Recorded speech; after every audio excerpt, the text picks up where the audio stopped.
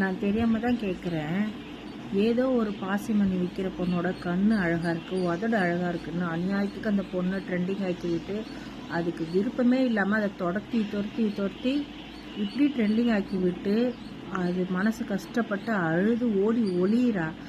நம்ம இடத்துல நம்ம மீடியாவில் எப்படி சொல்கிறது, இந்த இன்ஸ்டாகிராமில் ஏகப்பட்ட பேர் ஆடுறாங்க பாடுறாங்க, நல்லா வாய்ப்பு தேடி கஷ்டப்பட்டு எவ்வளோ மனசு கஷ்டப்பட்டு அந்த தன்னை வருத்தி வீடியோ போட்டு எவ்வளோ பேர் வாய்ப்பு தேடுறாங்க. அவங்களெல்லாம் இந்த மாதிரி ஆக்கி விட மாட்டேன்றீங்க.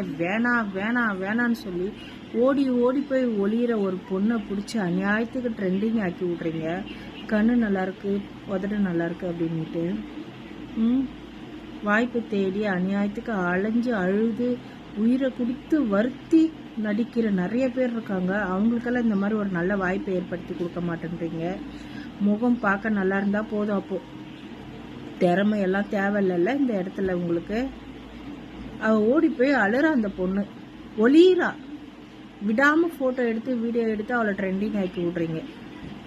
பாசிமணி விற்கிற பொண்ணுன்னு சொல்கிறாங்க. யாராக இருந்தாலும் திறமை இருந்தால் வெளியே வரலாம், ஒன்றும் பிரச்சனை இல்லை.